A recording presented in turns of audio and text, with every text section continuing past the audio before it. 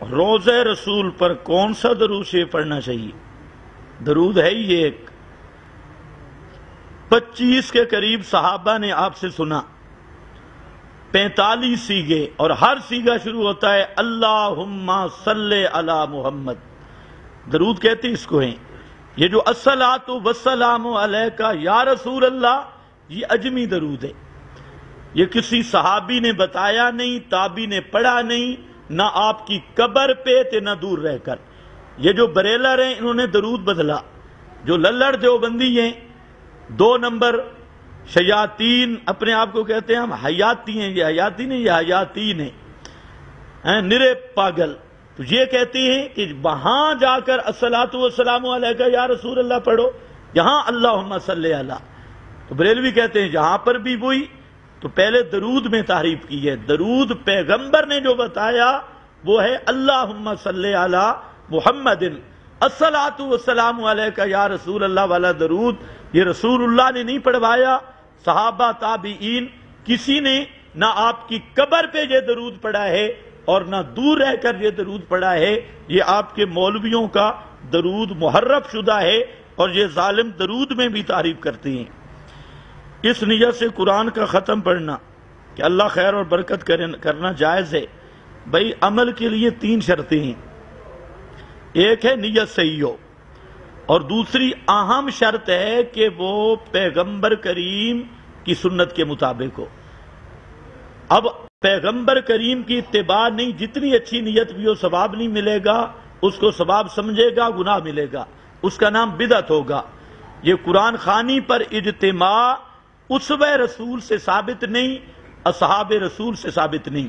یہ جو مروجہ 10 محرم تھے، ربیع الاول، یہ جو ختم والی ٹولیاں حافظوں والی، یہ طریقہ رسول بھی نہیں، طریقہ صحابہ کرام بھی نہیں، اور اس کو ثواب سمجھ کے جو پڑھتے ہیں یہ بدعت ہے، اور بدعتی پہ خدا کی لعنت ہے، برکت نہیں آتی۔ تو جو قرآن کو بدعت پہ پڑھتا ہے، نبی کریم علیہ السلام نے فرمایا لعن اللہ من احدث محدثا او آوا من احدث حدثا او آوا محدثا او کما قال صلی اللہ علیہ وسلم، فرمایا کہ اس آدمی پہ خدا کی لعنت ہے جو بدعت کرے یا کسی بدعتی کو ٹھکانہ دے۔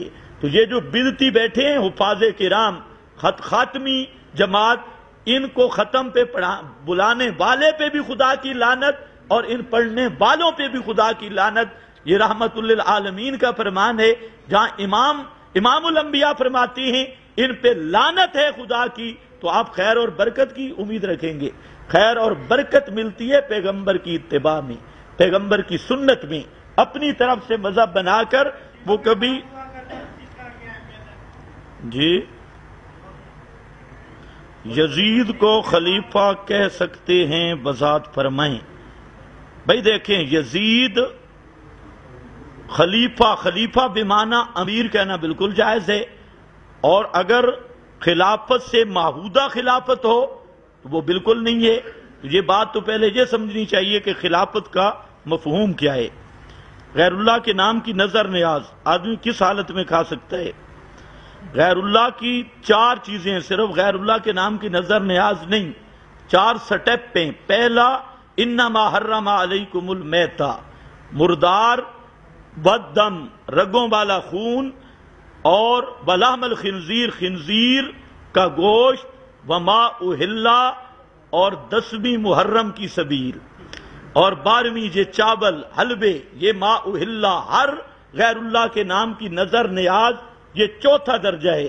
آدمی اگر مجبور ہو گیا، بھوک سے مرتا ہے، اس کے سامنے 4 چیزیں ہیں تو وہ مردار کھائے۔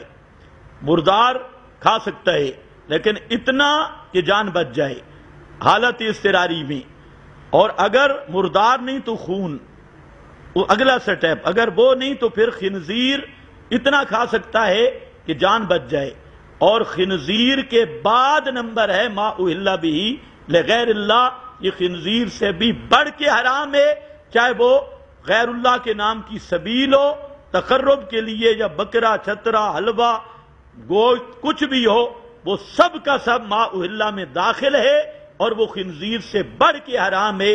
اجازت صرف حالت اضطراری بھی ہے۔ عورت کا قبرستان جانا کیوں منع ہے؟ یہ فلسفہ تو شریعت نے کسی بات کا بھی نہیں تقریباً بتایا جو آپ سمجھنا چاہتے ہیں۔ کیوں؟ آپ کو اللہ نے انسان کیوں پیدا کیا ہے؟ کھوتا بھی تو بنا سکتا تھا۔ ہاں، انسان کو اللہ نے 2 ٹانگیں کیوں دی ہیں؟ یہ تو کیوں نہیں ہوتی، اللہ کا حکم، پیغمبر کا فرمان، وہاں پر گردن مسلمان کہتے یہ اللہ رسول کے فرمان پہ گردن جھکا دے۔ اب کوئی پوچھے 5 نمازیں کیوں فرض کی ہیں؟ کئی مولوی اس کے بھی فلسفے بیان کرتے ہیں۔ روزے رمضان کی کیوں فرض کیے، شعبان کی کیوں نہیں رکھے؟ انسان کے 2 ہاتھ کیوں بنائے، 4 بنانے چاہیے تھے؟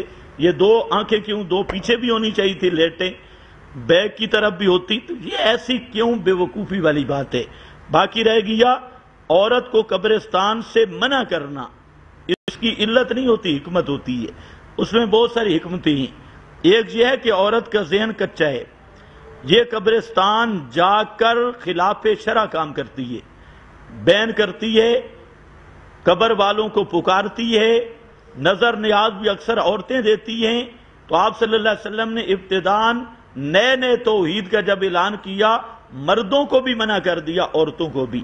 اور جب لوگ توحید میں پکے ہو گئے، عورتوں کو منع رکھا کیونکہ ان میں فتنے اور شرور زیادہ ہوتے ہیں، اور مردوں کو اجازت دے دی، وہ بھی 2 شرطوں کے ساتھ کہ ایک دعا للمیت، میت کے لیے دعا کرو، اور دوسرا اپنی آخرت کو یاد کرنا۔ یہ زیارت شرعی مردوں، تو اس فتنے سے تحفظ کے لیے عورت کو اجازت نہیں دی۔